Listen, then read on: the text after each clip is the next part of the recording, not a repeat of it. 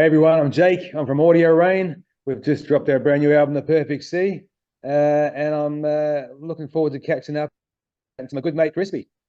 Beautiful, Jake. Thanks for joining us today, brother.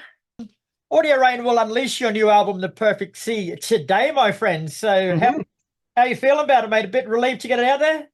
Oh mate, it's been a labour of love. We're stoked to get it out. It's just been a long time coming, and fans have been waiting. So we're just on cloud nine, over the moon. Let's mix it together. Yeah, about getting this out. So fantastic. Very cool. And people always bang on about the second album being harder for a band, mate. Like, can you relate to that? Have you noticed that?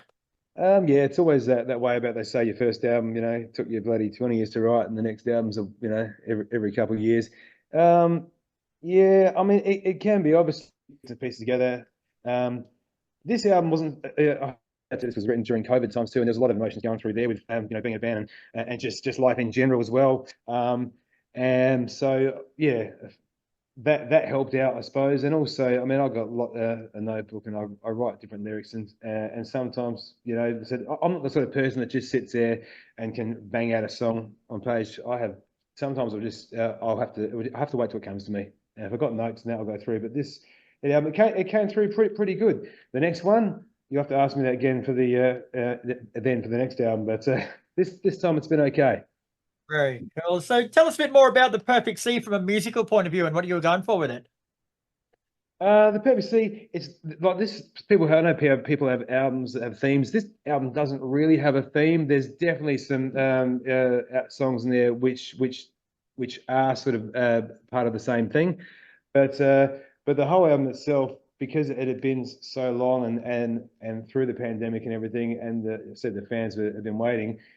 I wanted to do something for them. So the album itself and the song "The Perfect Sea" is basically dedicated to our fans, for sticking around and for waiting for us and for backing us and keeping there with us. And hence, yeah. So the album cover, you can see it's all a bit of a relation to them, because without the people, if no one's listening to music, then you're not relevant. So for the people who have stuck by us and have been waiting for this is a big thank you to them.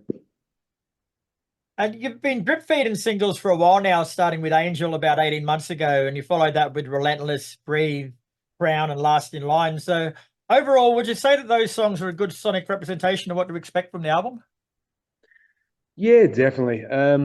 We didn't want to just drop a single or two and then the album. It's in this day and age, I don't think that sort of seems to work. So hence we started releasing the singles, and yeah, we're stoked the way it's sort of coming on with Audio Rain's albums. We always try and sort of put something in there for everyone. We don't want to have an album full of the same stuff, so there's going to be definitely some a bit of a sonic landscape in there to get across to all different sort of people.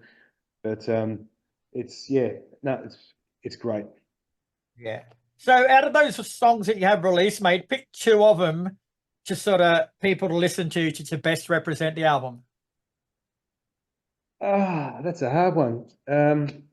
Someone asked me the other day, and because I write the lyrics.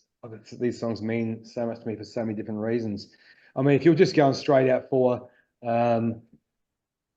what is Audio Rain on this album and what's a typical, I'd be going probably The Crown and Motorway, which are two just pretty banging in your face singles, and standalone. But there's so much else on this album which people can find, which isn't necessarily those main songs. There's so much in here for them to sort of get into and get their teeth into and see what resonates with them. Now, the album starts off with a bit of a flamenco style guitar passage before exploding into Relentless. So was that a deliberate ploy to keep people guessing, starting it off like that? Not necessarily. I mean, that song definitely does that. But I suppose, as I said, once again, because we'd sort of gone through all the pandemic and just trying to get this album, and we had some things that happened with the band along the way, just behind the scenes and stuff. But Relentless is the song to us. that was a song we wrote for ourselves about how we weren't going to just fade away and get sucked into the vortex of nothingness of this of the pandemic. That was us saying we are relevant. We will not give up. And so that was just the perfect song, I think, to start the album with. And that version of Relentless on the album is the explicit version of the song. So how different is it to the version already released? Or is it like, is there 1,000 swear words in there, shit sucks and fucks, or is it just a couple of naughty words sprinkled in there? I don't know. I don't know that many swear words, Kris. I can teach you. No, it's not. It's pretty much the same. But yeah, that came out, and obviously, as I said, with things that happened behind the scenes, when we came out, we were always going to save this version, and it's probably just basically more one word because this explicit version is the way Relentless was written. So when it came out, and they were going for radio play, you know, around here and overseas and stuff, there's no way that was going to slip on like for the more your sort of mainstream radio. So we had to do that clean version. And so I'm glad that the song's actually coming out because this was the emotion. This is how it was written. So yeah. I really like the fact too that you haven't milked it by putting both versions of the song on the album. Like you've got the naughty version and that's it. Like you don't like that, stiff shit. Yeah, well, that's true. I mean, that was the song, you know.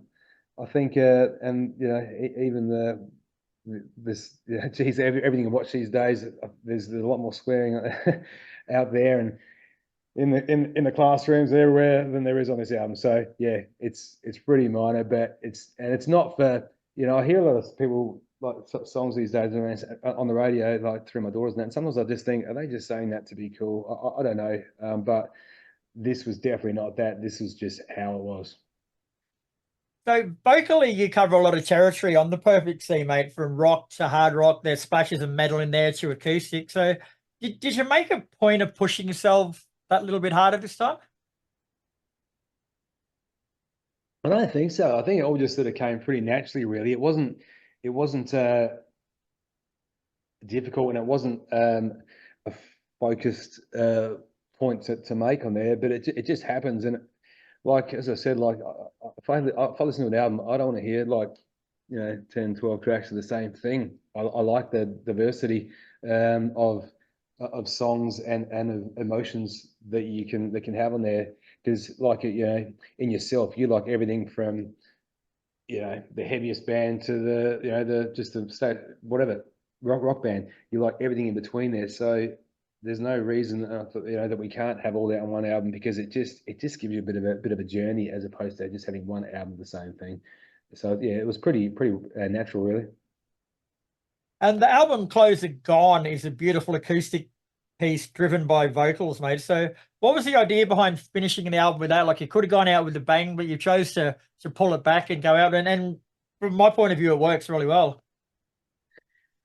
Yeah, I'll tell you a little secret. There was supposed to be another song on this album. It is going to come out later, but there's certain things stopping this song coming out. So, and Gone was actually going to be like a bonus track. So it was still going to be at the end, but it was just going to be a bonus track. But when that pulled out, we decided that no, well, we're going to just make Gone one of the main songs. And for Audio Rain fans, as I said, I like to think they've got enough sort of, you know, scope, you know, being that we're in the middle of between rock, hard rock, heavy rock, and metal in parts. And I'd like to think that they appreciate it. And it sort of goes back to the when we recorded that, we wanted to have that sort of almost.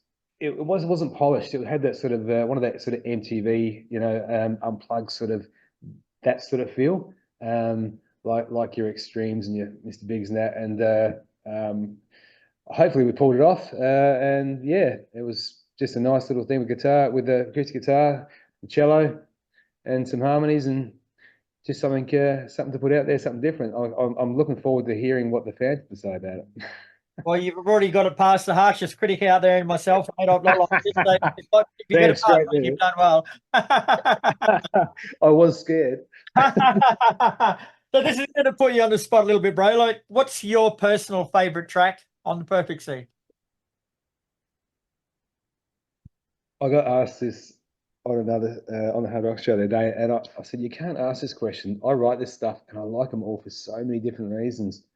Um, I can't answer it. I can't give you one. That's it. Well, I'm not going to That's all go you any get. further until you do. God damn it. Oh man. I don't know. Like I like more with different reasons. I like Motorway in the fact that it really builds, like it's that song, and I don't sit there and listen to the music, in the car, but I haven't heard the album for a while, and I was listening to it today, and just when you're driving, I was out on the motorway, and it just builds and builds and builds, and there's something about it which is just super cool. It just yeah. So all right, I'll pick Motorway, but if you ask me again next week, I'll pick something else. Fair call, brother. So, for old school fans who've been with Audio Rain from the beginning, mate, like, how does the Perfect C differ musically to your self-titled debut album? Good question. I know that with whether it was on purpose or whether it was just by divine or just progress that we did bring in some different songs into this album. I don't really think so we've made a conscious effort to be different, and I can't exactly tell you how much or what it is if it has changed from the first album. We've still got your heavy riffs, breakdowns, and melodics. I think to me, it's a continuation. Has it evolved much? I don't think so. I think we're still true audio rain, and if it is if it has evolved, it's only very slightly on a nice slight curve in my mind. Great.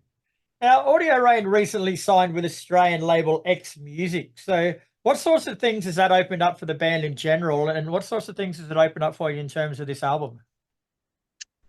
Yeah, look, X Music, they're a great label. Tim McLean Smith, who runs the label, he's a bloody good bloke, and he's he's been there, done that. He's got a long history in being with labels stuff. With he was with Sony for 20 years and stuff, and he knows his stuff, uh, and he's got his heart in the music, and he believes in the bands that he's got. He believes in us. So being with him.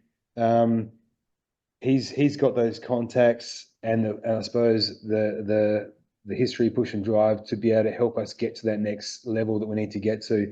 And as a band, it is a bloody long, hard road trying to get noticed and get things done.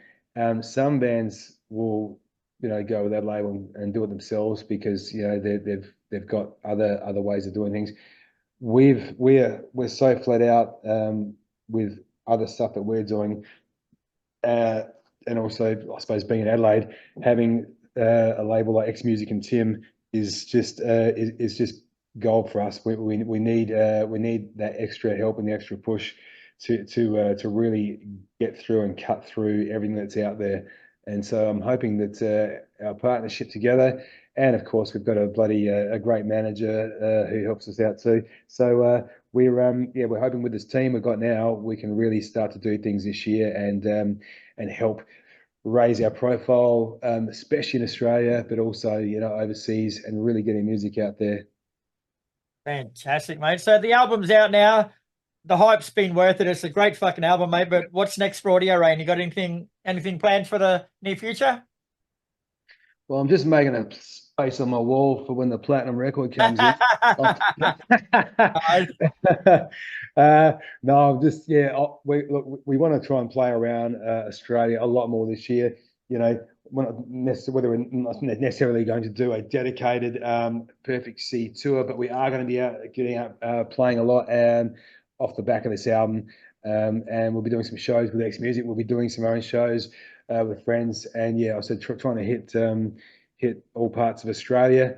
We're going to obviously we've got bits and pieces away to start writing the next album, but let's not jump too far ahead. Let's revel in a bit of what this album's got to offer, and we want to get out and meet some people, make some new fans, and try and make Audio Rain a household name on the lips of the Australian people.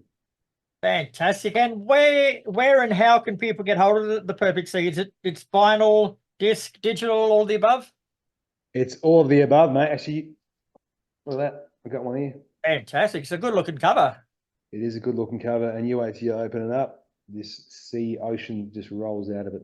It's Wow. it's good. Yeah, no, yeah, on all those, and you can go to our it's a big cartel site, Audio Rain, X Music. It's on all our socials and our links, and you can find it. You can order the album and CD and bundles there. You can come and get it from us at a show. There'll be probably a few other places that will stock it, but yep, definitely hit us up.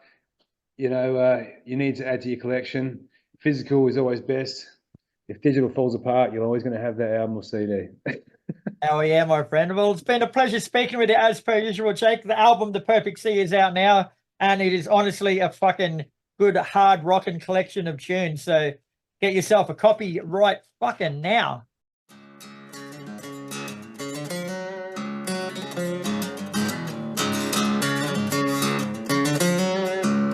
Thank you.